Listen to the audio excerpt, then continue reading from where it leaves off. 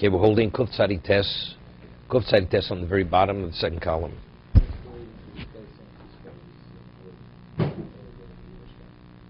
No, it's uphill battle.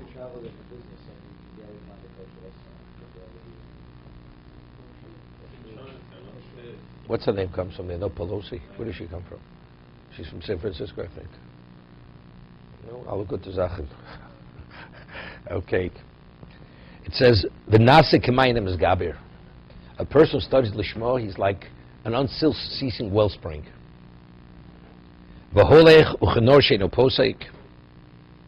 It continues to flow, and like a river that also doesn't cease.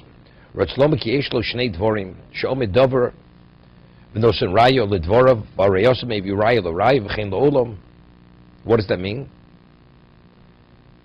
First, the person presents his position, and then he brings proof to the position, and then he brings proof that his proof is a cogent proof, and he secures it to the nth degree. That's Mayim Mizgaber. This is similar to the story in the Gemara between Rabbi Yochanan and Rish Lakish. Right? When Rish Lakish died because Rabbi Yochanan wasn't willing to forgive him, it says Rabbi Yochanan lost his mind. Eventually they had to pray that he should die because he lost his mind. But before he went off totally, he lost his mind, some of the students, they tried to somehow to alleviate his grief and to pacify him. So they came and he said something and they asked a question, a contradiction in the brisa, two brises, this and that. So he says, you think you're appeasing me? He says, when Rish Lakish was alive, he would come and present 25 brises and he would ask contradictions and they reconcile them, and you're comparing what you're saying to this. You think this is what that was? And then he just lost it totally. And he went off. And that's when they prayed he should die. So this is, first you stake your case, then you prove it. Then you bring a proof on the proof. And then it's continuous. This is the Mayim Mizgaber. It's like continuous. If you read about...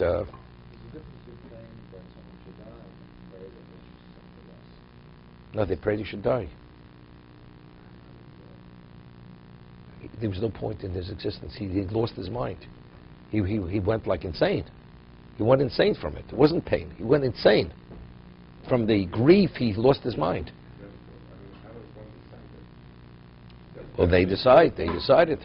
That was their evaluation.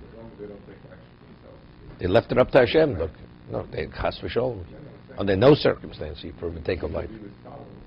He was power, sure. Evidently, it was beyond. We couldn't reverse unless you could satisfy what he was. Right. That's up to that's up to God. The Gemara says in the Dorim regarding the mitzvah Bikkur Cholim. It's Chesed. Bikkur Cholim is Chesed. So it says that if one doesn't visit the sick, you don't want him to live and you don't want him to die. That's the words of the Gemara. So the Rana explains in his commentary, what does it mean you don't want him to live? Because if you see a person who's very ill, you daven for him. So if you don't visit him, that means you don't want him to live, because it may be within your power to allow him to live, because if you feel and you see the suffering and you'll be mispalel. So not visiting means you're not interested in whether he lives or doesn't live. And what does it mean? And you don't want him to die? What about if you see him in a state of suffering which is beyond? You'll be mispalel he should die. So by not going, not seeing that pain, you're not going to pray he should die. And where do we see such a thing? So he cites the Gemara at the end of Ksubis. Rabbi Yehuda Nossi at the very end of his life, he was suffering terribly, and the Chacham were praying for his recovery. And he was on the brink of death, and his suffering was overwhelming. And the Amsa, the Rebbe, the maidservant of the Rebbe, was a special woman. The Gemara cites her very often in Shas, and she says, it's enough. Time has come, you should go. You have to let him go. You can't keep him. It's enough. So what did she do? She went to the roof, and here the Chachamim are downstairs all praying, and she takes a flower pot, and she throws it from the roof. It smashes, and they become startled. So there's a pause in that tefillah. The moment there's that pause, Rabbi Yehuda Nossi dies, passes away. Even though it was the wrong thing, it was too much already. He was suffering too much. So the Ran cites that. This is the meaning that you don't want the person to die. Because there's times that you should allow a person to die. What happens when Mashiach comes to the next hour? No, when a person is resurrected, comes back to life, he doesn't come back to life with his suffering. What's the problem? No, I mean, wouldn't you want a person to stay alive as long as possible? Mashiach coming in. No, it's up to Hashem. This is against up to Hashem. It's the tefillah. You're not. The Gemara says in Shabbos that when a person is a ghost, he's on the brink of death, you're not permitted to touch him. Because it says like a candle that's flickering, about to go out, if you touch it slightly, you actually extinguish the flame. That's not a kid. That's killing. If the person dies because you touch him, you murdered him. You took his life.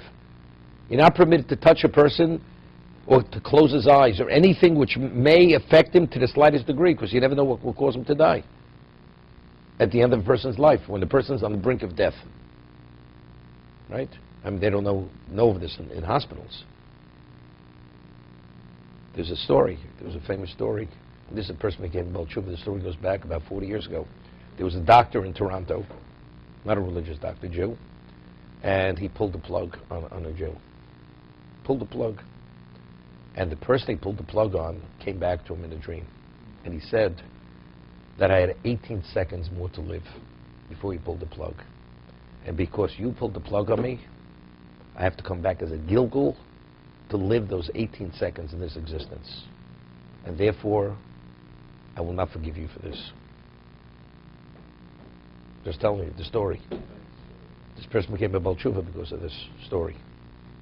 He says, I have to be resurrected, come back into existence, because I didn't live out those last 18 seconds which you denied me. I don't know how long he has to come back. I have no idea. But I'm just saying this is the story. Right? Where do you have a right? I mean,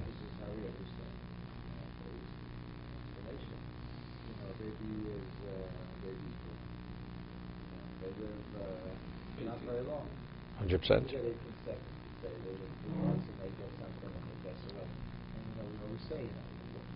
It has, of course, it has value. Right, right. It has value, of course. This is the Ramban, this famous Ramban. You have children being born with defects, with all kinds of issues. The answer is, this is not the first time they hear it. This is a correction of something of a previous life. Famous Ramban.